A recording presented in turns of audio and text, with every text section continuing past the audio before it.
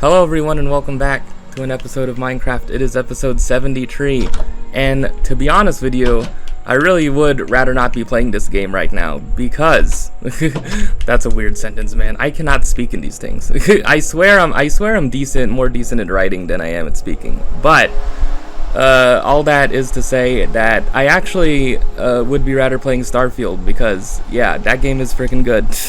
That's a freaking good game. That basically is what I wanted to start the video with. Starfield is a great game. I mean, Jesus Christ. Bethesda is back. Todd Howard is God Howard again, okay?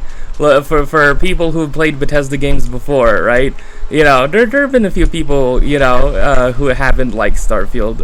You know, I guess it's a fine thing, you know, but yeah, I don't know. There's one outlet in particular who gave it a 7 out of 10, which is like not really something to complain about or get mad at. It's kind of stupid, in my opinion, to get mad at that, but you know.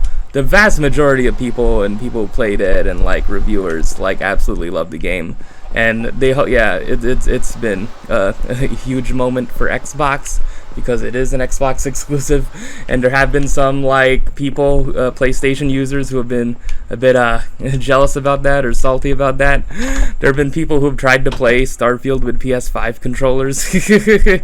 Man, it's just like, come on, man, it's fine, it's fine. I did not know that like the console wars have somewhat extended into this generation. Like, I don't know, it's weird. I don't know. You would think you would just be like, hey, it's a great game, but I don't know. There's some people who are like, I don't know. Not. There are some people who are really into PlayStation and their exclusives who are like, damn. Kind of sucks that it's not on PlayStation, but I don't know. I don't know. Is that my place to argue about whether exclusives should still be a thing in this day and age? I mean, I don't know, man. I mean, if you did not know, Bethesda has been bought by Microsoft as of like what, 2021 or something? Like 2 years ago at least. Yeah, but Microsoft bought Bethesda.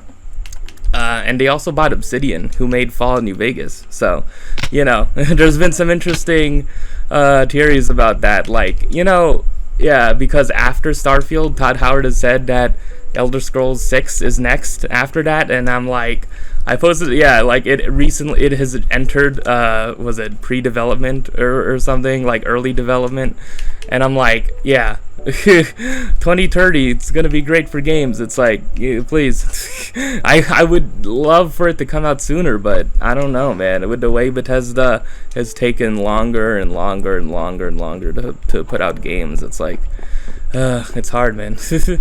It's a thing where, like, when you think about it, Fallout 4 came out in 2015, and that was only like 4 years since Skyrim at that time, in 2011. And I'm like, yeah, at the time that felt like ages. And like Starfield to Fallout 4, from Fallout 4 from Starfield is 8 years, right? And that feels like an eternity, right? It's like, it's just getting longer and longer and longer. And yeah, Elder Scrolls 5 to Elder Scrolls 6 is going to be at least 12 years, probably 13 years, maybe 14 years. Like, I don't know, man. Even if Elder Scrolls 6 releases in like 2026, that's still like, dude, that's 3 years on from Starfield. That's 3 years on. It's like, I don't know, man. Mind you, Oblivion was released in 2006. Fallout 3 was released in 2008. Like, that's how much, like, the development cycle of video games, especially AAA games, has shifted, you know? Oh, man, it's a lot. But, you know, bottom line, Starfield is a great game. I bought it. I have Game Pass. I've had it Game Pass since, like, regularly since 2021. So, all I had to do is get the premium upgrade. I do not know if that means I own the game, even if I don't have Game Pass anymore, but you know, it's been 2 years and I haven't missed a freaking Game Pass subscription payment, so you know, I'm fine on that front, I guess.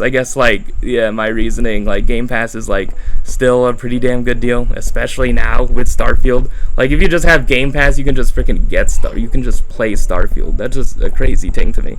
and you can play freaking Skyrim and Fallout 3 and Fallout New Vegas, right? It's like, yeah, I don't know, it's a pretty good deal.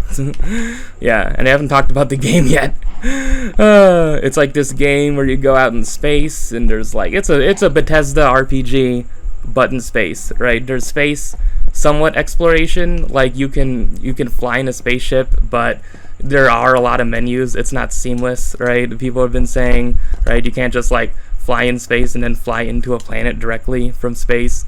Like you have to enter a bunch of menus, but I don't know. I don't really think that's much of a deal breaker for me. You know, I like the fast traveling, I guess. I don't mind it, right? It's just a vast open game. It's just huge, man. Like the first city, New Atlantis, is just huge. It's not like Whiterun or Megaton. It's huge. Like there are so many, like there are 4 like whole big ass districts to it, and then there's this under frickin' belly to it called the Well, which is underground, and it has its own frickin', and it's like God, like seriously, the size of the frickin' starter city in Starfield. Like, oh man, I don't know. Like there have been a few people I watched the Defining Duke episode, and Mr. Matty Plays, the guy who said Fallout 4 was a near-perfect game, and later said it was a near-perfect Bethesda game, said that, like, the early hours felt really slow, and he kind of wasn't into it, but I don't know. For me, I was, like, hooked by, like, hour 1. I don't know. Well, I mean, like, by, like, an hour, and, like, by a little over an hour, I already was on New Atlantis, so, yeah. Basically, I would assume, I think that would be when the game starts, so... Yeah, it's a great game. The combat is, you know, like if you played Fallout 4, it feels much more like a shooter. It's great. And there's all the same like kind of crafting and like the upgradable weapons, whatever system from Fallout 4. And then they added even more freaking systems of like upgrading like your spacesuit, because you need a spacesuit when you're on planets, and then upgrading your ship, and then you can have a customized ship. There have been people posting freaking custom ships like the Magic School Bus and the Planet Express and Thomas the Tank Engine and the Millennium Falcon. Like, yeah, oh man, dude, yeah. You can have a ship, you can hire a crew, there's companions, you can romance companions, there's an actual dialogue system. Persuasion is a skill. The skills and perks system is a bit more better and complex. There's a bit more complexity within the system than there was in Fallout 4. You know, there's a lot more speech options. There's times where your traits and personality that you create in the beginning of the game come in to play, and during dialogue. There's faction quest lines that like, I don't know. There's a lot. Yeah. What I'm saying, it's like it's a Bethesda game, right? It's like it feels like after like 2 decades they've like polished it and polished it and polished it. Maybe not from a technical perspective, maybe not like graphically, because it isn't the prettiest looking game ever made, right? Like that's not been Bethesda's thing. Like Bethesda's freaking thing hasn't been freaking making perfectly great looking games like that are ultra realistic. It's not their thing, right? Their thing is like the systems and the worlds and the interactivity within the world, right? Like that's their thing, like making a great, you know, game that's open and like a lot of things happen within it, you know, creating your own story, you know. And I've heard that the main story is like a lot better than it was in Fallout 4. I don't know. It seems like it, like, you know, not shitting on Fallout 4 a little bit, but you know, I think most people would agree it's better than Fallout 4. It's better than Fallout 76, obviously. That does not need to be stated. I feel like after this, right, we can officially be like, yeah, Fallout 76, whatever, just brush it over it, you know? It's like, oh, remember the time when, like, Bethesda freaking promised people canvas bags and they were, like, nylon? It's like, Starfield. No, this game's great. Oh, man, it's great. Yeah, I don't know. probably my game of the year. I don't play many other games. The only other it's so interesting how like the only other game I've played this year is 2K23, and there's already a new 2K out, so it's like it's all irrelevant, you know. The people who play it always buy the new version every freaking year. It's like, yeah, okay, all right then. Yeah, I don't think I'm gonna pay freaking $100 I mean, I can't do that. Paying $30 for the Starfield premium edition upgrade to play it early, like was it like 5 days early I got it? Yeah, that was enough. I was thinking like should I get that premium upgrade though? Like, but yeah, no, it was too much. Like I needed to I needed to play it a bit early. Yeah, not as early as the people who got review codes, but yeah, that's the bottom line. Starfield is a great game. Oh man, is that everything? I mean, I don't know. Maybe I don't know. I don't think I'll upload a video where I'm playing it. I don't play Bethesda games that frickin'. When I'm playing one of those games, I don't really speak that much. I'm not really trying to entertain. I don't know. I do, my first Bethesda game, probably, it was Fallout 3, and then it was Skyrim. I remember, like, the first day I got Skyrim, and, like, the first time I was using, like, destruction magic, I was like, damn, this is freaking cool. Oh, man, yeah, I don't know. I was, like, 11 years old playing Skyrim? It was a time, man. It was so nice. Yeah, there's one reviewer in particular, the person, Stephanie Sterling. At the Gymquisition, right? Like she does not like the games, and just like, but like in the review, like I feel like she was using a lot of stuff. Like she brought up like Fallout 76, and it like Bethesda's freaking it's like this really isn't that freaking much better or something. It's like I don't know. This isn't that much better. Bethesda hasn't really polished the game, you know. It's still a buggy mess, right? But it's like, you have to accept that when you play a Bethesda game, that there are going to be some weird bugs. But like, I don't think there's been many complaints of game-breaking bugs. It's all the usual type of bugs in Bethesda game, like the physics of it. Like, you know, it's a meme in like Bethesda games that like you can grab items, right, that you see in the world, and then you can like grab a bucket, and if you put a bucket over someone's head, that means they have no vision, right?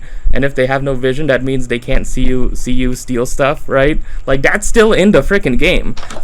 That's all the way back from Oblivion, I think. Yeah, it's like I don't know. I just think it's a cool thing that like it still has their DNA all over it, right? It's still a Bethesda freaking game, you know. It's like Todd Howard's freaking fingerprints all over it, right? I don't know. I just kind of like that, how like, you know, even like 20 years on from them, right? Like Morrowind was released like 21 years ago. Yeah, I don't know. It's nice. I'm rooting for Bethesda again. Yeah, I don't know. I think like after Fallout 76 was a disaster, I kind of was like, it would be funny if Starfield was a disaster too. But yeah, no, it's much better that it turned out this way and that it's a massive success, you know. I mean, it doesn't mean that you're rooting for Xbox's success. It's like you're rooting for freaking a game to be good and liked by a lot of people. It's like there doesn't have to be any fanboyism to it, right? But I guess, you know, I don't know. There could be if you want there to be. But, you know, I mean, you know, yeah, the big PlayStation exclusive coming out later this year is Spider-Man 2. And I don't know, I guess it's hype, I guess. There already has been a bunch of Spider-Man games, so cool. Yeah, I don't know. Yeah. Just get a Series S, man. A lot of people can afford it. Okay, it's like $250. It can be cheaper on eBay. I think I got mine for like $225, $230. Yeah. So yeah, go play that. Anyways, that was a cool segment. It only took me 15 minutes, 16 minutes to freaking talk about it. All right, so what else? Do you know what the opposite of video games are? Oh man, do you know something that wasn't good? The USA basketball team. Look man. I like Austin Reeves too, but I mean, if he's one of your best players, I mean, are you saying we can be the best in the world Yeah, like people were saying on Twitter, it's like, yeah, Noah Lyles, man. It's like that's not the point he was making exactly. He was making the point about the NBA champions calling themselves the world champions, but it's so funny either way. It's like, yeah, they lost to Germany, who had Dennis Schroeder and Franz Wagner. I think Mo Wagner too, right? It's like, yeah, okay, yeah. The lesson is that the world is caught up. We need to send our best, man. We need to send Booker. We need to send Tatum. We need to send KD if he can do it. I don't know about Anthony Davis, because I feel like if I was a Lakers fan, like, I would be wary of frickin' AD playing any significant basketball in the offseason. I'd be like, okay, all right, let's shut it down right now. We do not need AD to frickin' be playing in FIBA, okay? And then he gets an injury. It's like, we do not need this. We signed Christian Wood for a reason, damn it. It's like, all right, okay, yeah.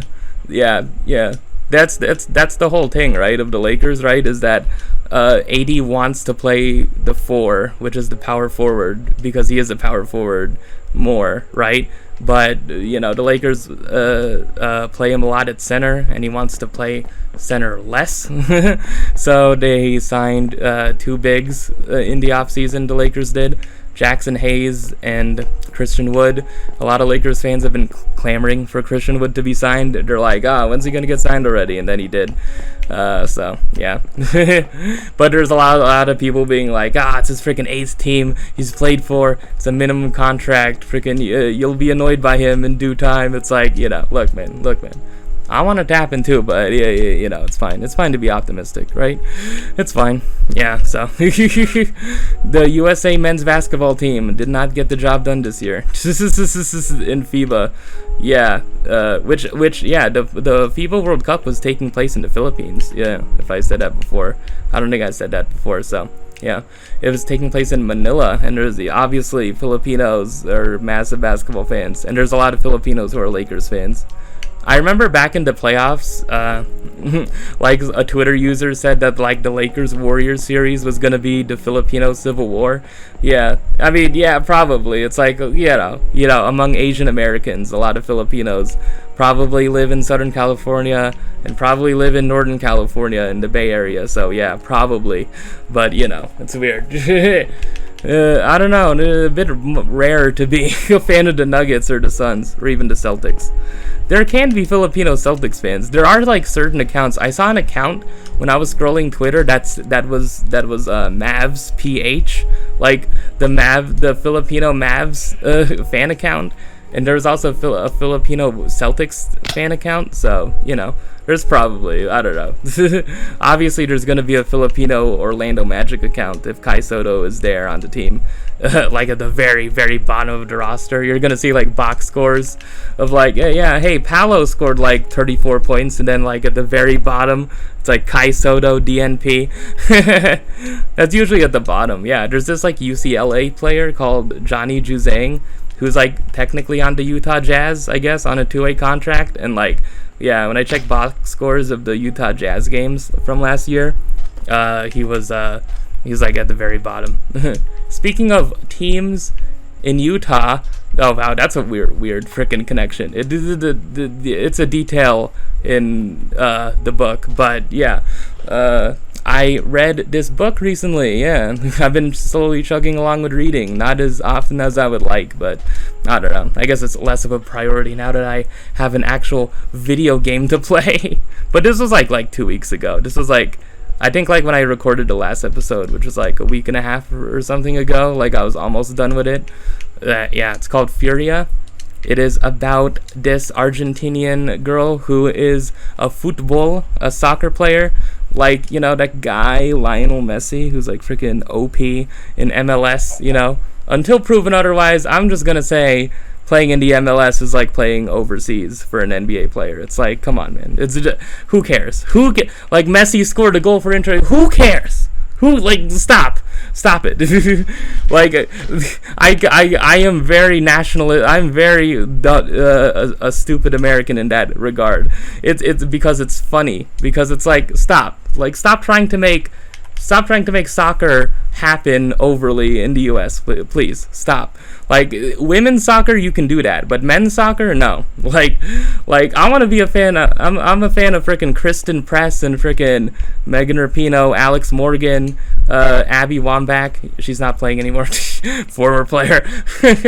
You know, it's like I'm a fan of those players. I'm not like, you're not gonna make me be a fan of freaking Messi, man. But anyways, Furia is about this teenage girl who's a soccer player. Her nickname is Furia because she plays with Fury. The book's tagline says like a spark will ignite her. And it's just about her being a soccer player, her wanting to achieve the dream of becoming a professional. You know, and they mentioned the National Women's Soccer League a few times, and like, you know, I guess it's not really a spoiler. I mean, she actually does end up in America at the end of the book somehow. Try to guess how she ends up playing in North America. And yeah.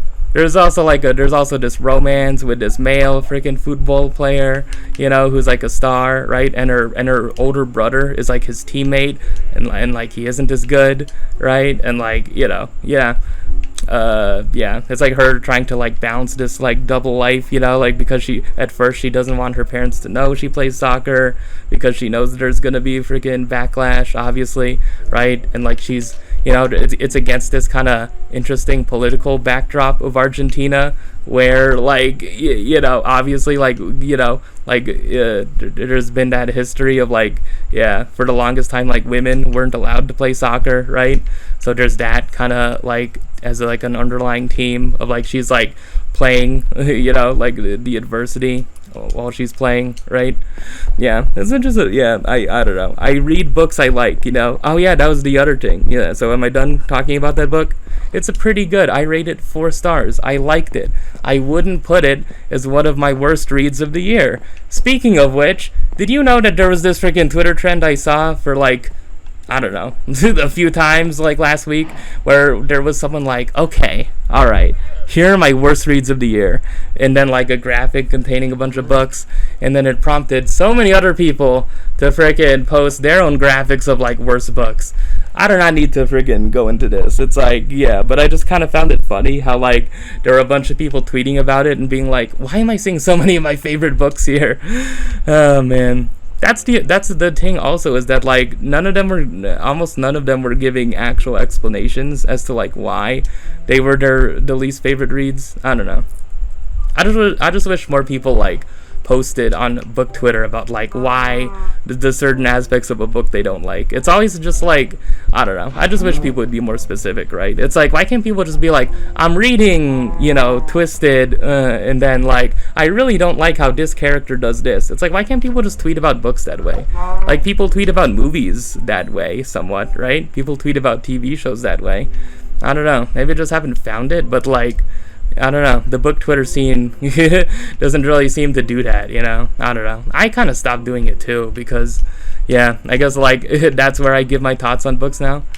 I feel like if I have a thought on a book, like I would tweet it, but yeah, recently there hasn't been that many details from books I've read that I want to like overly like share on Twitter. I don't know. It's like, you know, I don't know. Maybe. The book I'm reading now could be like something I share details from. It's called Tokyo Ever After, you know? It's interesting, yeah, actually. Like every book I read, I think I'm gonna end up enjoying it. It's about, I guess. Should I talk about a book when I'm already finished with it or when I'm in the middle of reading it? Oh man, it's all, I guess, for now until I finish it, all I can say, it's a Reese Witherspoon recommended book club pick. So yeah, she recommended you should see me in a crown, and I read that last year. So I'm like, okay, once a year I could read the things she recommends because she has redeemed herself in my eyes. I've changed my tune on the book she recommends. I'm like, yeah, actually, if it has her stamp, it probably is more often than not, you know, probably gonna be good, and it probably would align with my taste. So yeah. Anyways, I just don't read books I dislike. I don't know. Yeah, it's just too much, man. I don't know. With the way I am now, where it's like I read one book every like 2 to 3 weeks. I finish a book every 2 to 3 weeks. It's like I don't have time to freaking like seek out books that I know I won't like. I've never really been surprised. I've never really had that experience of like going into a book thinking it's gonna be like great, but it ends up being not good. I don't know, not really. There were like a few digital books like that I read, like books I read on Kindle back in like 2018. There's this, yeah. I don't know if I've ever talked about this. Yeah. But there's this book called 180 Seconds. That's like an Amazon that I found on Amazon. It was like, I think it was on Amazon Unlimited. Yeah. I read that in 2018. Did not like it. If you check my Goodreads, it's a 1 star. Yeah, but like the early parts I kind of was like, it's kind of, and then it's like, yeah, no, it's just not an interesting book. Yeah, there's also this other book called Scarred. I read back in 2017. Yeah, the short synopsis of that book. It's about a girl who has a scar. Like the cover is like her like in a pool. The cover is like her, like a girl, just this random freaking girl with red hair, like at the bottom of a pool, right? And I think like, yeah, it's supposed to like reflect the scene that's in the book, but like just it's like the end of that book is ludicrous. Like the end of that book is just absolutely ludicrous. That's why I think that's like a 2 or a 3-star book for me. Yeah. Oh man. I guess I have to have some negativity. So the last audiobook I disliked was this book called Broken Beautiful Hearts by Cami Garcia. And it was about this girl who also was a soccer player, and then it's like one of it's one of those like books in the genre I like to call like broken people romance, right?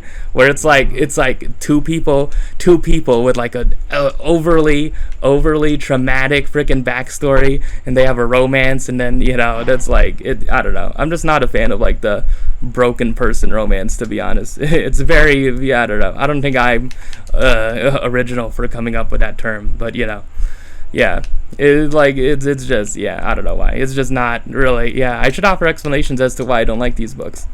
With 180 Seconds, it deals with like, I don't know. Oh man, the reason why it's called 180 Seconds. Oh god, it features an influencer, okay? It's about this guy who's like this freaking overly like wholesome influencer being like, we did a video. It's like there's this like lonely girl who is adopted, right? And like she's like in college, or in her first year of college, right? And then she gets called to do this freaking social experiment thing for YouTube, or the book's version of YouTube. And then it's supposed to be like, can 2 people, a guy and a girl, stare at each other for 3 whole minutes and not say, and like what happens then? And then like at the end of the 3 minutes, like they just start making out, and then like that's how a romance is formed? It's like, okay, like like I don't know, man. It's weird. Like my reading was different in 2017 and 2018, because it was when I was first discovering YA. As I've said like 1,000 times before, it was when I was first discovering my like love of reading, and it's like, rediscovering it. I think I always liked reading, but yeah, 2017 was kind of different. Yeah, but I don't know, man. It just like, ew. Like why? Like why would that be? Why is that the hook for a romance? Like, yeah, by the end of the book, I kind of was like, yeah, probably not. But, like, I think it was a thing where it's, like, the more I thought about it, I just didn't like it, right? And, like, at the end, it also somewhat is a broken person romance, too, right? Yeah, I don't know. I just don't like that genre of, like, book. I don't know. Yeah, I don't want to call out books, man. It's like, but, I guess it's more acceptable because it's not like a bestseller or anything. There's one specific like one in the broken person romance thing that is a bestseller that I also didn't really like, that you could find on my Goodreads. I'm not gonna stick on it too much, but make note of it. Yeah, so like in 180 seconds, that's how the romance starts, and then like stuff happens, and at like she has this friend, and then she dies of cancer near the end, and then she's like, and then there was a part of that book where where the main character was like done with life. She's like, oh God, or something. Like and then I was like, that's kind of interesting. And then like at the end of the book, they like like the influencer guy like posts on Twitter or something. Is like, we need your help.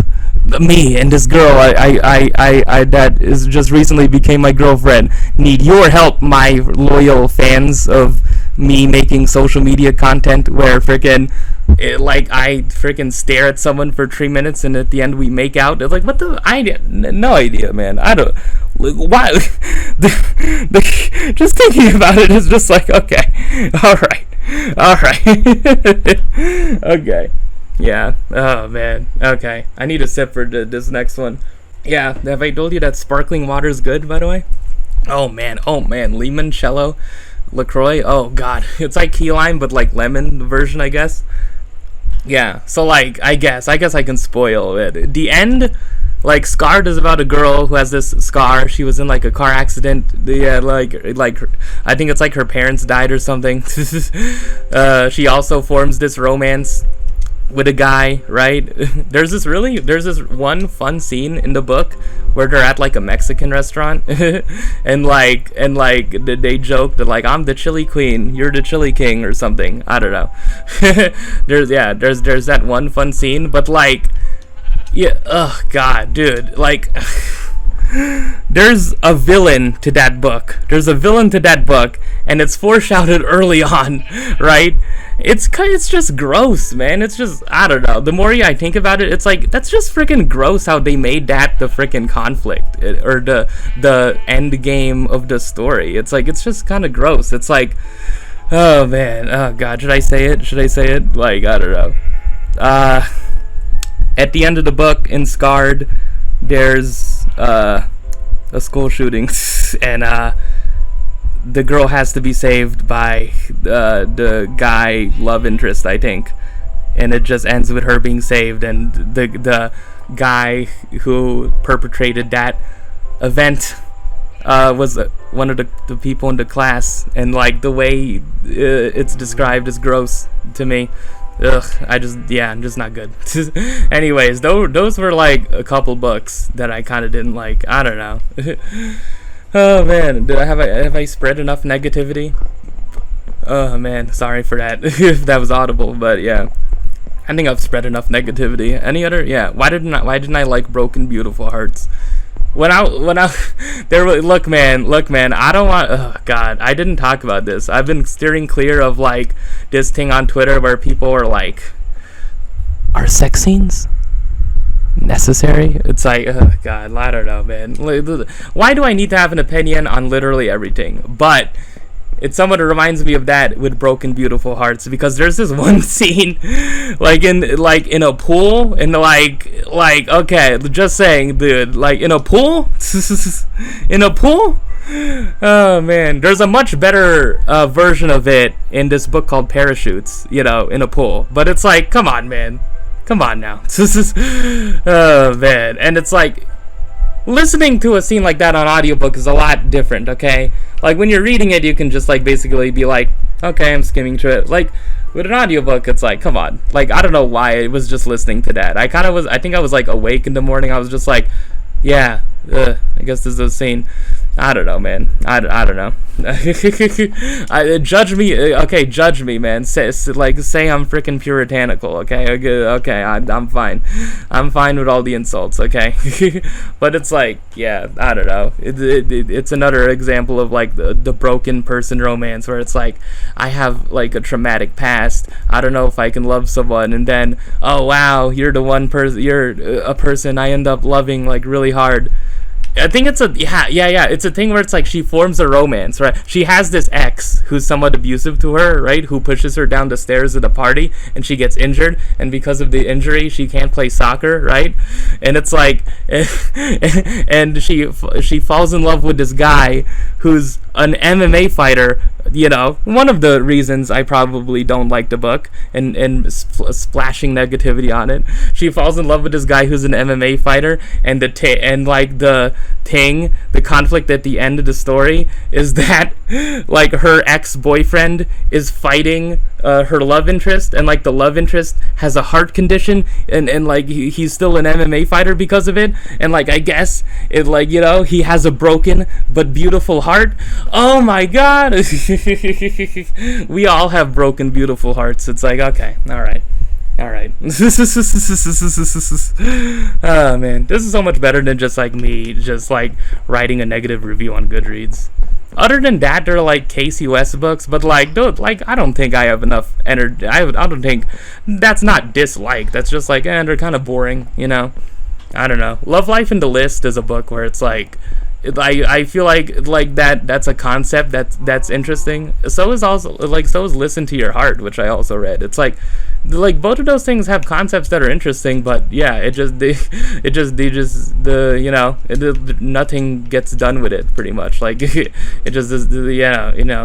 story itself is like nothing. Just like absolutely one of the most generic things ever. Like that's not something I dislike, but you know, I guess those are 3 examples of books I disliked. I guess there you go. I can dislike things. You know, I disliked things once back in the day, back then, but now I don't really. Okay, I'm sorry, man. I'm sorry. I'm just too positive. You know, I have too good of a taste. You know, I don't know. Even with other things, it's like, do I dislike Rent a Girlfriend? Like, not really. You know, like there's this YouTuber Mutter's Basement who really does not like Rent a Girlfriend. Like there's a lot of people who don't like Rent a Girlfriend, but I'm like, come on, we like it really. Like there are worse freaking harem shows, man. Come on now. I don't know. Yeah, any other yeah, like just the thing with that graphic is like there were a bunch of like books that people were saying that it was their faves, right? And I'm like seeing like a bunch of them, and I'm like, some of them are like, okay, alright, you're just freaking putting this book in the Canva graphic because you want to be because you want to be different, okay? It's like, come on, man, come on. Yeah, I don't know, you know, like, yeah, like bestsellers, you know, like obviously people put Coho on there. It's like, obviously. I don't know. I really don't know, like, the public perception of the Twisted series. I don't know. There are people who enjoy it, but it's like, I don't know. I guess it would be interesting to like see a review of it. Maybe I'll do that and like report back on it next time. I'm like, it'd be like, okay, so guys, so I watched a video of someone who reviewed this book, and here are the reasons they laid out for liking it. Oh man, anything where it's like I know I like a book that most people dislike. I don't know. Oh man. I don't know. It's too much. Do I want to continue on this negativity thing? Anything else that has happened in the world that I can be negative about? Dude, yeah, there was like there was a GOP debate like 3 weeks ago. I guess I missed that. Yeah. Oh yeah, one thing that happened, yeah, that I didn't comment on. There was an iconic Black people Twitter moment that frickin' will forever be inducted into the canon of like one of the funniest frickin' moments in Black Twitter history. It involved a boat in Montgomery and a guy swimming and, you know, racist white people and fighting, and then yeah, basically, yeah, it just, yeah, you know, and then the entirety, it was just fun seeing the entirety of Black Twitter being like, yes, this is and celebrating the event like a national holiday. Like, I'm like, yeah, that's pretty funny. Anything else that happened? Yeah. Oh man, the Padres just aren't good. Yeah, I don't know. I guess I just forgot they were a team. I don't know. That's pretty good. I was never that into baseball anyway. I mean, like, I don't know. Oh man, dude, the new Undisputed is chugging along. Like, dude, like Stephen A and Skip have been like sending shots back at each other recently on their podcast, right? It's like there's like a Skip podcast episode clip where it's like Skip takes exception to a thing Stephen A said, and then there's a Stephen A's podcast clip in return where it's like Stephen A addresses what Skip found problematic about it. It's like, well, like, talk about it on the phone, man. It's like you like what, like, why do you have to do this, right? It's like have a conversation on the phone, like freaking like two grown adults. Like, why don't you do that? What, like, I don't know. Whatever it's about, like, I don't know. I think it's a thing that, like, secretly in his mind, like, Stephen A is like, yeah, I want to freaking put the dagger in Skip by showing that that my show that I took over from you, Skip, has superior ratings. It's like, dude, come on, man. Like, can a 56-year-old really be that freaking, like, petty? It's like, come, like, who cares, man? And then people are saying, like, it's over. The new Undisputed isn't getting ratings. It's like, dude, like, that's the thing you care about in life? It's like, what are the ratings of this show? It's like, what are the ratings of a freaking sports debate show? It's like, this is what you choose to care about in your life, okay? Like, come on, man. Come on now. Like, what are we doing here? Oh man, no. Oh god, like why? Like, I don't know, man. Why is there just so much like freaking like passive aggressiveness, you know? Oh man, Pardon the Interruption is just such a better version of it. Yeah, and Around the Horn. Yeah, I watched this video by this guy Kofi, who I talked about in a previous episode for his retweet being the reason I have like my most liked tweet. Yeah, and like he had a video called about Around the Horn, the ESPN show, and how it was perfect television and how it fostered his love for sports and shit. Yeah, Pardon the Interruption is the same thing. It's basically the proto First Take, right? Where it's Michael Wilbon and Tony Kornheiser. Dude, why do I know these people? Look, I talked about Starfield early on, man. Look, man, I started with the video game stuff, so I can jam the frickin' non-video game stuff in the middle. Michael Wilbon and Tony Kornheiser, and they've been doing it for like 21 years, and and their show is arguing about sports, but not recently, because like recently they just like bring up a topic, there's like a timer and there's like a running list of freaking topics they talk about on the side of the screen, right? Yeah, just like, oh, how's this team doing? How do you feel about this? Like, which is more significant or something? Yeah, I don't know. They have a whole format to it, right? You know, at the very end they do this thing where they like talk about like a bunch of events from the sporting world in like 10 seconds, right? I don't know, man. They celebrate like anniversaries and like stuff like the very end of the show. It's like, I don't know. Like, that's perfect television for me. Like, yeah, two old people just being like, you know, like they're just bringing up their credentials all the time. Like, especially Wilbon. It's like, I covered this team. You know, Tony, I covered this team for 30 years. Like, he was like, it's like, I was at the games. I was at the games, and I'm not like one of these young people. I'm a true old head, Tony. Oh man, dude. Oh man. You know, these people who think like that LeBron is better than Michael Jordan are like, shut up. That is stupid. This Kyrie Irving guy, it's like, why is he still in the league? I don't like John Morant, okay? Oh man, dude. I'm trying to like sound like him, but you know, whatever. That's perfect television to me. Anything else that is going on, just in life and in general. Oh god, am I ready for the Twitter segment? I don't know, man, dude. Yeah. I'm still on that sparkling water grind. Anything I don't know. I don't know. I'm thinking about getting, yeah, I'm still thinking about getting a 360 and like just porting the series over. I don't know.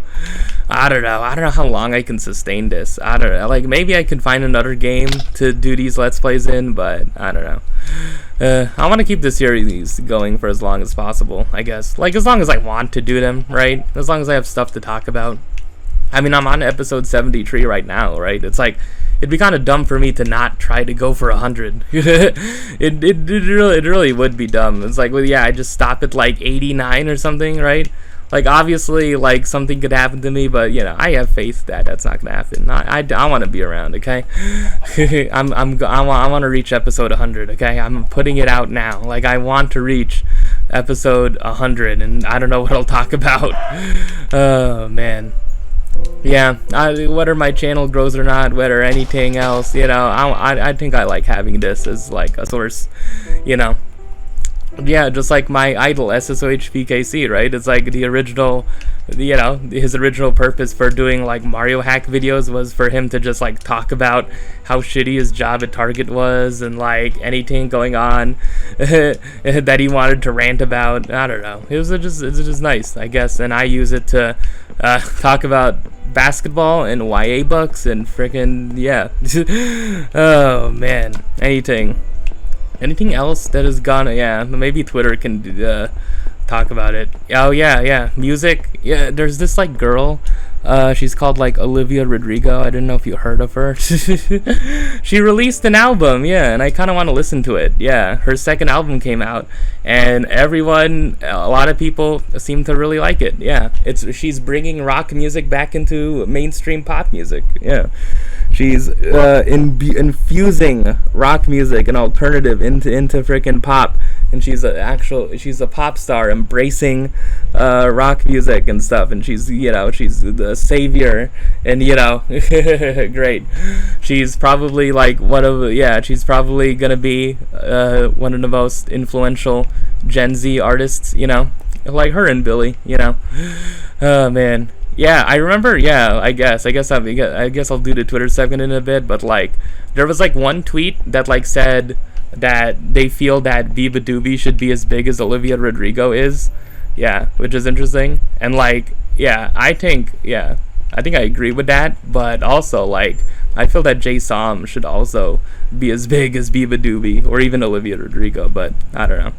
Yeah, whatever happens first, I guess. Another funny thing from this whole Olivia Rodrigo Guts album cycle thing is that I've been seeing the phrase a lot. There's this phrase I've been seeing a lot of like, oh my god, Olivia Rodrigo is perfect music for teenage girls in their 20s, right? Like the phrase teenage girls in their 20s, man. Yeah, it's interesting, I feel like it's part of a larger trend, I feel like on the internet especially, there's a lot of young women, I guess in their early to mid 20s that kind of feel like they want more types of media content, whatever it is, that kind of I don't know, focuses on the concept of girlhood. I guess not specifically for on being a girl. I don't know if it specifically refers to adolescence, but just the feeling of being of having a girlhood and being young, I would assume, right? You see that's with stuff like the Barbie movie and the Eras Tour in a sense, right? And now with Olivia Rodrigo's music. And it's interesting that people are saying that oh my god, she's making music, every song on this album feels like it could be part of a coming of age film, right? And I'm like, dude, that's the music, that's my music taste. Yeah, I don't know, it's a reason why I love The Naked and Famous, it's the reason why I love, artists like that, and I don't know, the Daughter song Party, right, feels like it could be in the teen coming of age film. And I did write a whole blog post about it. My last actual blog post was songs I wish could have soundtracked my life in a YA romance. No, not a romance, but just a YA, quirky YA book adaptation to film, I put Black Kids on there, Grizzly Bear, 2 Weeks, and then I put, Clap Your Hands, Say Yeah on there, It's cool that like people are fans of that music, that type of music, I guess, and I guess that's a trend I've been noticing, like the celebration slash the embracing of girlhood in things, yeah, like yeah, Greta Gerwig's films, basically Lady Bird was that, and just like, just more stuff relating to that of just like, yeah, sometimes being a girl can suck, I don't know. I mean, I don't know. It's not like I haven't freaking. It's not like I've freaking read a bunch of books with teenage freaking girls as their protagonists. It's not like I've done that. Anyways, a thought I had recently was thinking of teenage girls in their 20s, and I'm like, what if Olivia just like keeps doing this sound, right? And then like her fan base like ages from their like mid 20s to like their early 30s, and then the thing becomes like, oh my god, this is a big day for teenage girls in their 30s when an album drops, or when like her fifth album drops. and then I thought, like, teenage girls in their 30s, isn't that just like people who read and write YA? It's like oh man, I don't know. It's a whole thing. It's a whole thing. But usually by that point you grow up from YA books, right? It's like you start reading Sarah Dessen, and then you graduate to Emily Henry. It's like you go from Morgan Matson to Anna Huang. It's like, yeah, I mean, it's a common frickin' thing. Like it's the process, of growing up and maturing, like you go from mostly, and you can also go from I don't know, those authors to like Taylor Jenkins Reid. It's like, yeah, no, I'm just joking here, but it's like, oh man, dude. But usually with like, I feel like with like growing with like people who like evolved their book taste, right? It's usually that like they go from like YA romance to adult romance, but I feel like people stay in YA fantasy like for longer though. Yeah, I mean obviously there's like the Poppy War, right, and like Babel, right? I think Babel's like a historical book and not a fantasy, but yeah, like there are those books, right? But yeah, I think like YA fantasy is a thing, like most people, or like YA horror is a thing I've been seeing a lot, right? There's been a lot more like people I've seen on this book Twitter thing, whatever it is, who are really fans of horror and thrillers and stuff, right? Yeah, so I don't know. For me, like, what's aging? What's aging for me, Like, I went from reading, like, Beverly Cleary to friggin' YA books. I mean, that's one step. But, like, starting in, like, 2019, I listened to Mercy Suarez for the first time. So I, like, kind of, went in the opposite direction. Oh, man. What's, like, the music version of it? Like, what should be the music graduation, like maturing pipeline, should it be like, well, but that's the thing too, right? I talked about, yeah, like thinking about like Taylor Swift, right? It's like the Eras tour is such a big thing because it's like it's a celebration of like all of her eras, and like a lot of her fans grew up like with Taylor Swift, right? It's like, oh no, Red was my high school years, like 1989 was my early college years, right? Or something like that. It's like Lover was my early 20s, like Folklore Nevermore was my mid 20s, right? It's like it's cool where you can like associate an artist so like easily, and like their albums an artist makes to certain like eras of your life, I guess that's the like the cool thing of it, right? Is that like you have certain eras in your life. I don't know. Like with me, like, yeah, like regularly listening to music since like 2017, like as in like discovering new music. I don't know. Like I feel like Block Party has always been that for me, right? Yeah, like I don't necessarily have like a band that like represents like my adolescence, to be honest, I feel like Green Day could be like when I was like 15, 16, but yeah, like from like when I was like 17 onwards, I have like specific years in my head. Like the summer of 2018 was like Snail Mail and Soccer Mommy, right? And obviously like, late 2021, like all throughout 2022, like The Naked and Famous, Tegan and Sarah, right? And like 2020, being quarantined, discovering a lot of music, The Bravery, Neon Trees, The Kooks, Murder Tree, I remember most from that year. Also, like, Justice, right? Yeah. And, 2021 was Passion Pit and Tokyo Police Club were, my most, listened to artists. So, I don't know. Anyways, Olivia Rodrigo, yeah, I'm rooting for her, yeah, obviously. I have to.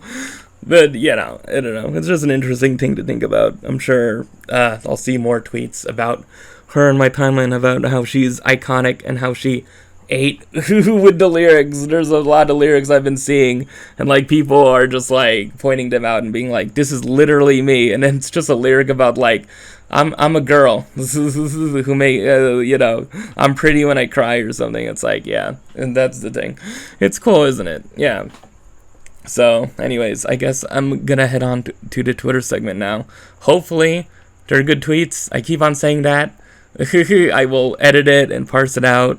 I don't think I have any tweet threads to go through, but yeah, hopefully I'll find something entertaining. Though I'm looking at my Twitter screen right now, and Austin Reeves is there on a picture, so I don't know. We'll see. So yeah, here is the Twitter segment. So here is the Austin Reeves tweet. A Twitter account called Blazer Legend Cfo tweeted, "Is Austin Reeves the best undrafted player of all time?"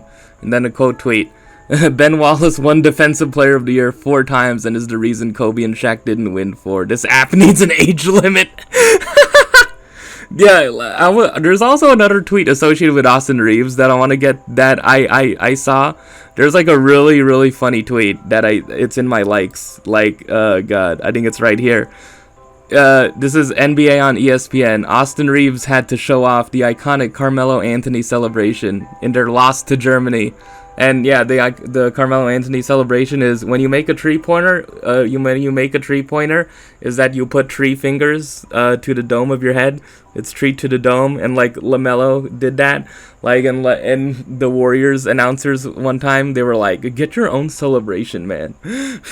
And then someone quote tweeted it and said, "This like when Prince had to watch Trey Songz sing Purple Rain." It's dude, that level of player, come on, man, really? Is Austin Reeves known for being a 3-point shooter? But should you do it when you're known for being should you do it more so when you're not being known for being a 3-point shooter? I don't know. It's just come on, man. Yeah, there should be a level of understanding here. It's okay, all right, maybe some celebrations you don't need to do, right? It's the Steph night celebration. It's dude, too much, man, too much. That started, and then it's dude, stop making, yeah, that when that became a phenomenon, I was like, dude, come on, man. So damn annoying, but whatever. People can have their own celebrations. An Olivia Rodrigo tweet. Olivia Rodrigo, artist of the century, in my honest opinion. Okay, all right. And then a quote tweet. Literally writing an article right now about how skinny, pretty rich girl pop in corporate approved rebellion without politics is a sign of an extremely dire ethics vacuum in our culture, with Olivia Rodrigo, Taylor Swift, Lana Del Rey, and Ariana Grande in my crosshairs. I mean, yeah.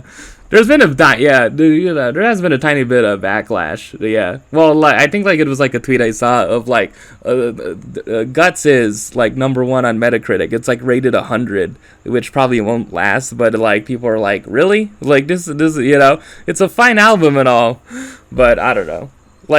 Parsing this over, skinny, pretty, rich girl pop in corporate approved rebellion. Yeah, I mean, but is it anything new though? I'm just saying, wasn't Avril Lavigne, if you wanted to say that, wasn't Avril Lavigne that, right? Avril Lavigne was as corporate as they could. Avril Lavigne was corporate, right? She wasn't frickin' punk rock, right? Hayley Williams was way more frickin', punk rock than frickin' Avril Lavigne, right? Hayley Williams had to fight for, Paramore being seen as a band rather than just oh, this is Hayley Williams freaking thing, which if you know the history of the band is part of the reason why Josh Farrow and Zach Farrow originally left the band, right? Because it was seen as there's this revelation that, well, the blog post, there's a whole video about it by the someone, I don't know, yeah, I forgot the name, but it's like a smallish channel that like covers pop punk bands or something, like how this band rose to prominence or something. And like it, yeah, I was only interested in it for that part, but yeah, there's a blog post about it. But anyways, like corporate freaking like yeah, I mean, I guess you can levy that like at it, but I don't know. I think I'm way more on the positive side of it. I'm more on the non-cynical side of it. It's like, yeah, like from a very cynical lens, you could like be like, she's just like pushing. She's just only being like, you know, alternative like rock for like, you know, like for, yeah. But the thing she's doing is like she's introducing that kind of music to like, you know, a mainstream audience though. Like I feel like that's the more important thing, right? Like, maybe, like, someone could listen to Olivia Rodrigo and then, you know, get into listening to, I don't know, more alternative artists, right? Like, I don't know, of the 90s, like, Alanis Morissette or, like, Pavement. Maybe not Pavement, I don't know. Or, like, Liz Phair, you know? Like, I don't know. That's, yeah. I feel like that's, like, a positive, like, spin on it. But, you know. But, like, Ariana Grande, right? How does Ariana Grande fit into this? Like, I guess like without politics, right? Yeah. I mean, Taylor Swift includes politics in her songs, you know, in Lover, right? You know? Yeah, well, the line in Anti-Hero, like some sort of congressman, you know? It's an awkward way to word it, yeah. What's the, like, how I hide my narcissism, something like some congressman is an awkwardly worded line, but I don't know. I was just saying when she included lyrics that were somewhat political in "You Need to Calm Down." I don't know about that, but you know, I don't know. I guess like, yeah, I guess I'm just choosing to like look at it more more non-cynically and optimistically. I guess there could be like a larger thing. I guess this could actually be this is a decent criticism, but I don't know. I think Olivia Rodrigo's rise to stardom is generally a good thing, you know. I'm for it, you know. For totally non-biased reasons. Someone said, hot take, but maybe if a book's main character is in their 20s, the book isn't or shouldn't be labeled YA. Alright, okay.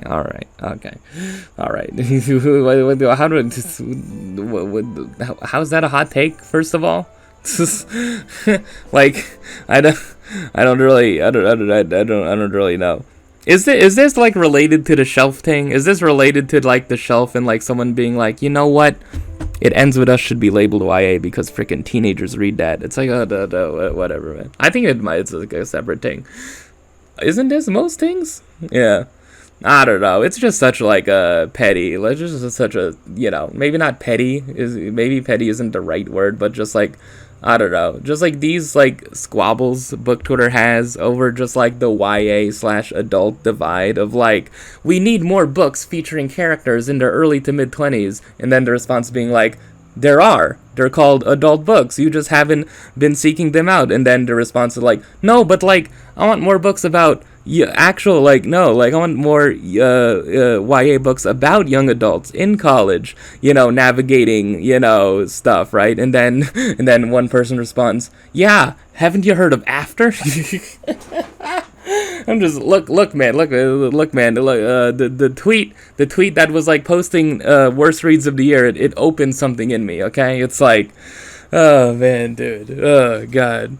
You know, After is a book that takes place in college. You know, the characters are out of high school, aren't. I mean, I don't know if they act like adults, but I mean, I don't know, man. It really is a thing. It's like, it's a thing I've been thinking recently. It's like, you know, I feel like I've kind of been off of like having to I don't know, not justify, I don't think that's the right word, because like early on, like in 2019 especially, I kind of felt internally a need to justify, like, there's a reason why I'm reading YA books, right? It's like I need to justify myself. It's like, no, like YA is a category of books that should be respected, but like like of course it is, yeah. Like a lot of National Book Award winners are freaking YA books. It's like The Poet X and like Last Night at the Telegraph Club, Felix Ever After, but it's like, I don't know.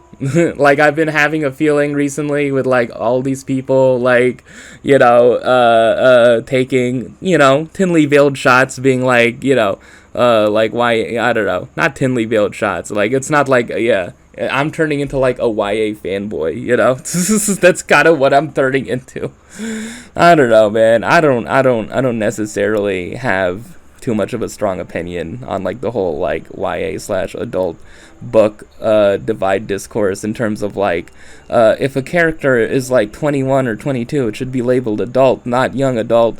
New adult should be more of a thing. It is a thing, but just check self-published books. And then someone's like, in their mind, like, but I don't want to check out self-published books because all of the stuff I see on Amazon are like, it's like, and then that just shows like their bias towards self-published books. And like, being honest, like, I kind of do have a little bit of a bias towards self-published books. Yeah, like, I don't know. Yeah, I know I shouldn't, but yeah, it's a thing that like a lot of people just don't like want to seek out the things they actually want, right? They don't want to expend the energy to do that when they're told like, hey, do you want to not read freaking books that are just only marketed on TikTok, that are just solely like hyped up on book talk? It's like, it's weird how like people are like, they feel like they're kind of forced into reading those books in order to be a participant in the book Twitter ecosystem. It's like, you don't have to, right? But I guess then again, it's like, I'm not on book Twitter. It's like, I don't know. I could tweet right now, like, I loved the book Furia, and then, like, put hashtag book Twitter, and it's like, that's probably not going to get engagement, right? Or, I don't know. Maybe if I tweet about Tokyo Ever After, like, maybe, but it's like, I don't know. It's weird with my reading habits, like, and I feel comfortable with it, but I don't know. It's a whole thing, right? It's like, these are just my thoughts as like observing the scene as an outsider, but somewhat like interested in it from writing YA fiction and stuff, right? But whatever. That's a lot of freaking stuff I have to say based on just like a one sentence tweet. But yeah, there you go. Back on to gaming, someone tweeted, "It's weird, there hasn't been a game I've wanted to defend like Starfield in a long time." Yeah, I kind of want it. I very much on like like I'm all on Starfield. Like Bethesda should be praised for this. It's a success. People love it, right? It's like, yeah, even though a few people might not be. Yeah. And then the tweet is what? I'm not some Bethesda or Xbox super fan, obviously. But all this type of game is stuck in the past and won't evolve takes are just the opposite of what I think the game delivers. Yeah. That's the whole thing, right? Yeah, of like that Jimquisition video, or no, the Jimquisition review, right? It's like Stephanie Sterling, she's, I don't know. Yeah, I talked about it earlier, right? It's like she, like, uses a lot, I feel like a lot of the justification, I feel like for the negative kind of reviews, whatever is like due to like not being the biggest fan of Bethesda games, and also feeling like Bethesda didn't like evolve their game making. But it's like, yeah, like I talked about it earlier, right? It's like, but like that's somewhat the beauty of it, that like all of the stamps that you would find in a Bethesda game, right? Like putting a bucket over someone's head, like the kind of janky kind of physics sometimes, right? Like the Easter eggs, like just like all these like videos people are posting, right? Of just like the ways you can just like maneuver around, and like the ways it reminds you it's a Bethesda game. I don't know.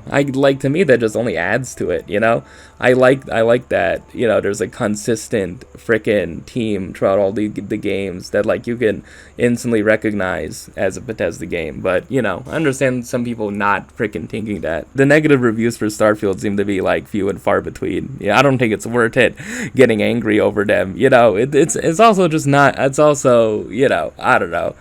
Yeah, it would have been disappointing if Starfield ended up like a whole like a mess, but I like how that it turned out great, Yeah, I am looking forward to what they put out next, and Oh god, like at least freaking 3-4 years we would have to wait for Elder Scrolls 6. Oh man, hopefully it's on Game Pass by that time. But that's the thing, I'm gonna be in my mid-20s, man. By the time Elder Scrolls 6 comes out, and I'll probably be in my 30s by the time Fallout 5 comes out, unless Microsoft wants to do the obvious freaking thing and just freaking go to Obsidian and be like, hey, you know how you did New Vegas once upon a time? Why don't you do that again while Bethesda's working on Elder Scrolls 6? That would be dope. Wouldn't that be such a big twist if a new Fallout game comes only a year or two after Elder Scrolls 6? Oh man. While Bethesda's is working on their Fallout, you know? Yeah. Yeah, I'm glad. Yeah, I'm glad we got freaking New Vegas after freaking Fallout 3, you know. This YA author, Adam Sass, quote tweeted this freaking interesting study of what makes men uncomfortable, and there's a list of things here. Okay, yeah, okay, let me just go through the list here. Okay, alright, first one. Being naked in a men's changing room, 49%. So basically half of men think that's uncomfortable for men. Half of men think that's uncomfortable. Crying in front of male friends is almost 50%. Saying I love you to a male relative, 45%. Going to a gay bar. Going to a gay bar makes you uncomfortable? None of these make me uncomfortable, man. Maybe crying in front of male friends. I don't know. Being naked in a man's changing room. Yeah, actually, the first three would make me uncomfortable. But fourth one, not really. If I was going by myself, putting sunscreen on a male friend's back. Yeah, I mean, I would find that uncomfortable. I really do not want to put sunscreen on anyone's back. I don't know. Sharing a bed with a male friend, that shouldn't make you that uncomfortable. That shouldn't make you that uncomfortable. Wearing pink, 31%, but it's still a turd, almost a turd of men feel uncomfortable wearing pink. I would assume that's gonna change. It's probably I assume the Barbie take was probably just somewhat of a meme, but there are men who really look good in pink. Corey from this Big Brother season wears a pink hat. Is it's an aesthetic, man. It's I have a pink shirt, a couple of them, and my microphone right now is pink. So I don't know. I'm really not afraid of it. I'm not afraid of it at all. Yeah, there's more. Dining with a same gender friend in the restaurant. Yeah, that's the least uncomfortable. Saying I love you to a romantic partner, not that uncomfortable. Receiving flowers as a thank you gift. Hugging a same gender friend. Okay, alright. So what did he quote tweet? I swear to God, next straight man I see, I'm gonna cry on them, and it won't stop until they swirl supportive circles on my back. I'm going to break you all one at a time. Oh man, yeah, true. I don't know. A lot of these make me uncomfortable due to just being somewhat of an introverted person, but it's yeah, I don't think she probably shouldn't make most people uncomfortable. I agree. I don't know. What should be on here that should make someone make a man uncomfortable? I don't know. Yeah, I'd rather not speculate about that. Another thing video game related, I guess. I saw a tweet that said, in the new UFC video game by EA that they make, they're on the 5th one now. They're adding Muhammad Ali and Mike Tyson in the game, who are, boxers, and they're in the game. I mean, they added Bruce Lee once, I remember that, but it's yeah, it kind of just makes you think it's damn, dude, why hasn't there been a new Fight Night game? Why hasn't there been a new game, man? Dude, Fight Night also was one of the early games I fell in love with, right? Fight Night Round 2. Yeah, Fight Night Round 2, Fight Night round 4, and then Fight Night Champion, right? That was the last freaking game, and that came out in 2011, right? I think I got it recently for my Series S, but it's I don't know, man. There needs to be a new boxing game. There's this a game called was it Undisputed? I feel that not related to the TV show, the crumbling TV show, but I don't know. There really needs to be a friggin' new Fight Night game. I don't know. I think EA might have said they're thinking about doing it, but it's I I don't know. If you can do a freaking college football game, like, you can do a freaking boxing game, EA. Like, come on, man. Man, I would buy that in a heartbeat, man. I don't care. I'm putting up $60 for it right now. That's my please. Oh man, I just need to play with freaking what, Lomachenko and, you know, Canelo, Terrence Crawford, Tyson Fury, I guess. Wilder, Anthony Joshua. Dude, if they could just like put all those people in the game, man, dude, and like, you know, have like just like a legacy mode where it's like you can create your own fighter and go through the ranks. Oh man, there's just so much potential, man. There's so much potential. Yeah, I guess I just have to settle for playing 2K, you know, endlessly. One last Olivia Rodrigo tweet, okay, I promise. Someone said, what if I said that not a single song on Guts is about Taylor Swift? Which is like the gateway to a very interesting thing. Because, you know, if you know the history, I guess, you don't have to know the whole history of Olivia Rodrigo. I mean, I think most people know that she was on a Disney show. She really hates being like talked about as like, you were on a Disney show, right? I feel like she like literally hates the fact that she was ever an actor. Like, she just hates that so much, man. It's like she just wants to be known as a musician and a musician only. Like, she just hates that shit. Like, I honestly think she just hates it, you know? I think there's like one interview, she was like, yeah, I was just, I guess I was acting as a kid. And it's like, what? Oh man, yeah, she said she always saw herself as a songwriter. But anyway, if you know the story, yeah, she blew up with this song called Driver's License. And there's a line in Driver's License where it's like, that blonde girl who's like, whatever, older than me. And it's like, who's that? Who is that blonde girl that's older than me? Oh man. You know, entirely unrelated. Hey, there's this like other Gen Z pop musician, you know, her name is Sabrina Carpenter, right? And it's like, an interesting thing about her is that, you know, most recently, Taylor Swift pegged her to like be an opener for her on like, you know, the Eras tour, right? Like, Taylor Swift like brought Sabrina Carpenter on, along with like a bunch of people like Haim and friggin' Boy Genius, Muna, Paramore. I mean, like, you know, like just Gracie Abrams, right? Like, she was one of them. Like, and then, and like, if you see on Twitter, I've seen a few tweets about this. There's an interesting thing that like, I don't know. There was like one tweet where like Olivia Rodrigo was asked, it like, I don't know, it had to have been from Pop Crave or something, or one of those frickin' accounts, man, because goddamn, dude, they're gonna tweet about politics and Trump getting his mugshot and Olivia Rodrigo and the Queen dying and frickin' the incoming recession and gas prices going up and frickin', you know, whatever, because they're just the news source, I guess. They've replaced NPR.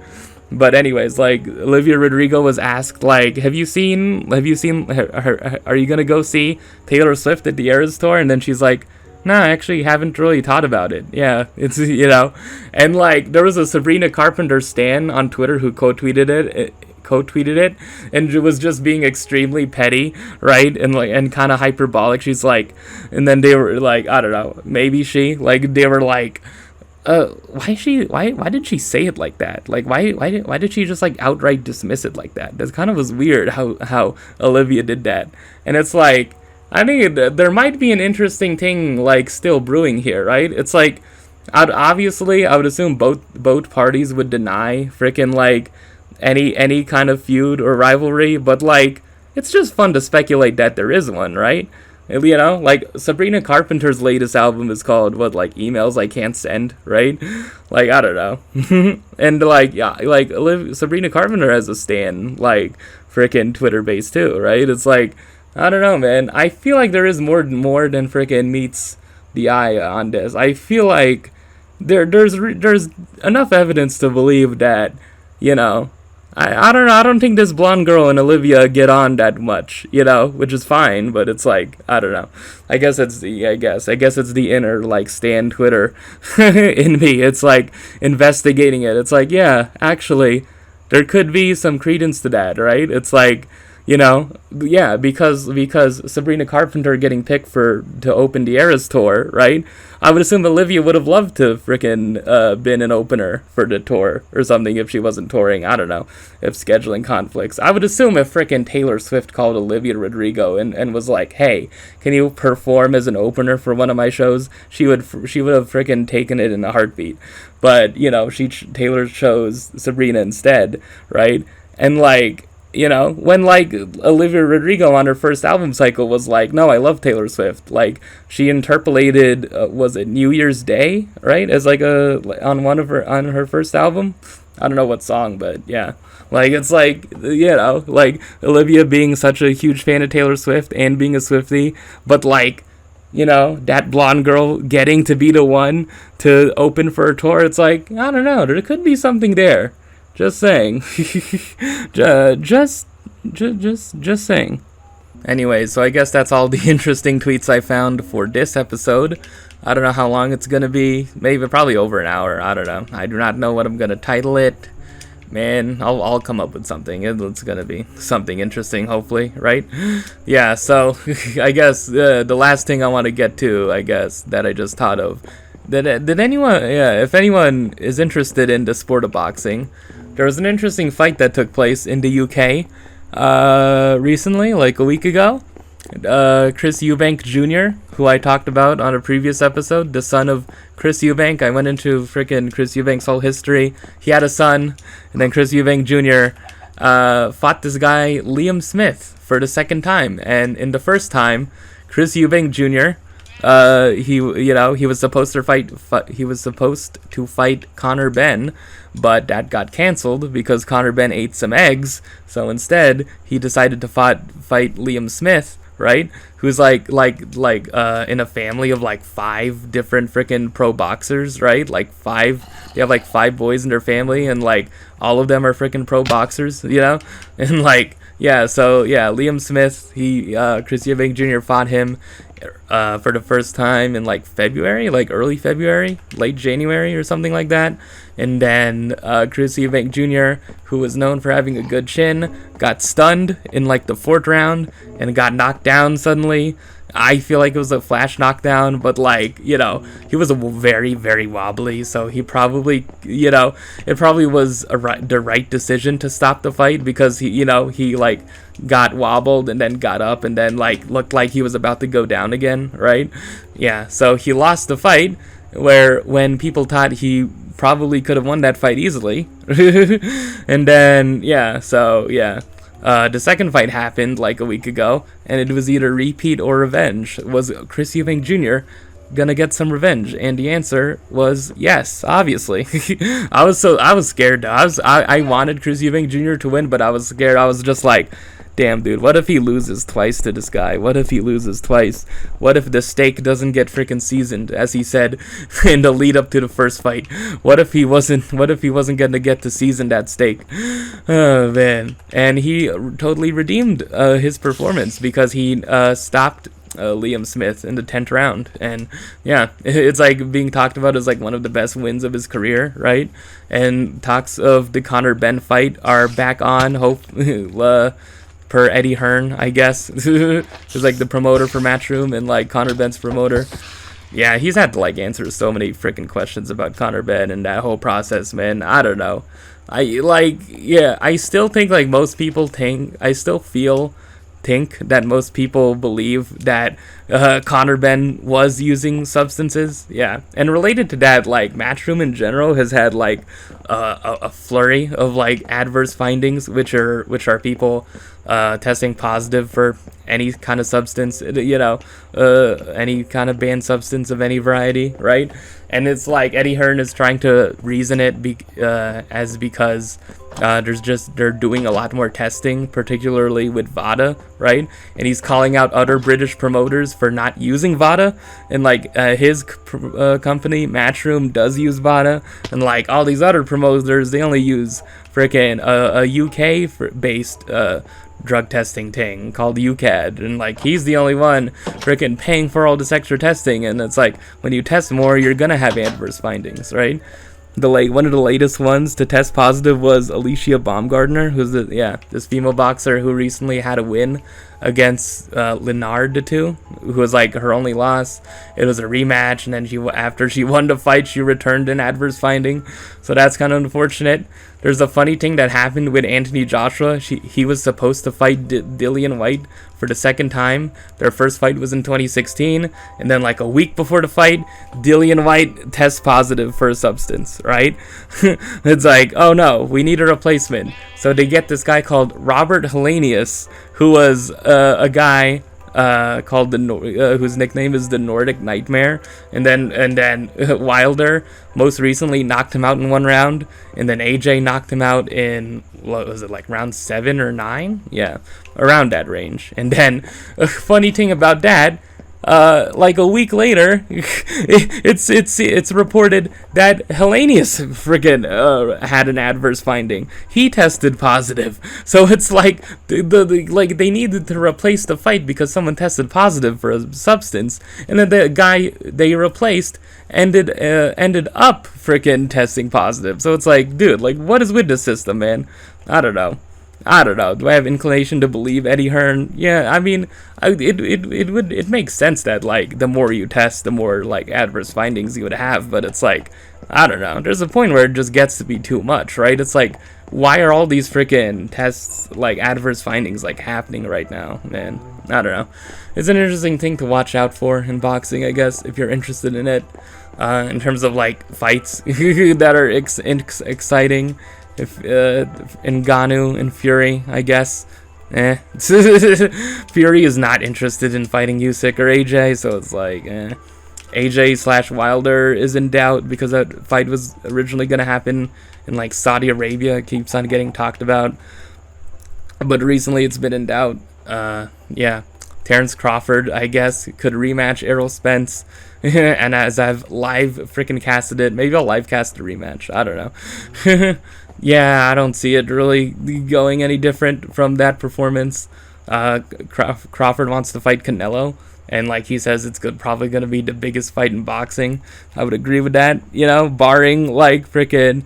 Yeah, I think it'll be more popular than AJ Wilder, probably, because it's not really for anything, right? Like, I would assume, like, Canelo Crawford could be... Yeah, Canelo Crawford is just, like, who legitimately is, like, the best fighter of this generation, right? Like, that could be the frickin' battle. Yeah, so anyways. Anything else I would like to talk about? I'm gonna listen to Guts. I guess I'll, like, report back on it. Next episode, I'm gonna play some more Starfield.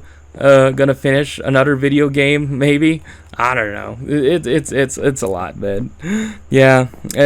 Hopefully I'll just upload more of these. I don't know what episode I'll get to by the end of the year. I'm on 73 right now. I don't know. At a pace of like once every 2 weeks. Yeah, probably not gonna make it. Might not even make it to 80. But like, I feel like if I keep this like going consistently, like I'm gonna hit 100 sometime next year. So yeah, watch out for that. And watch out for me potentially moving this series, because I really do not want to have my frickin' bulky ass Xbox One on my frickin' desk all this frickin' time, right? Like, compared to the Series S, it's just so frickin' huge, man. It's like, I don't know.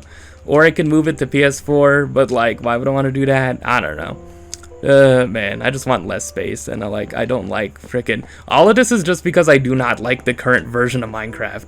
Like, they just ruined it. They literally just ruined it, man. It's like, why couldn't they just port this specific version over, right? And I can't get... They removed it from the frickin' store. It's just so annoying, man.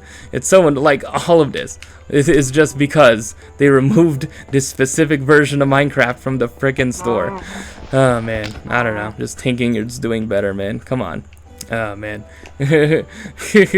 Stampy obviously probably wouldn't approve. Anyways. Yeah, so I guess that's been this episode for today. Next time, I don't know. Just more freaking talk. Man. I haven't really dived into, like, some heavy book drama in a while. I don't know. I was a bit dramatic in recounting my negative freaking reading experiences, so I guess that counts. Anyways, it is... probably gonna be a long episode, so yeah, I guess that's it for now. Thank you, and I will see you next time.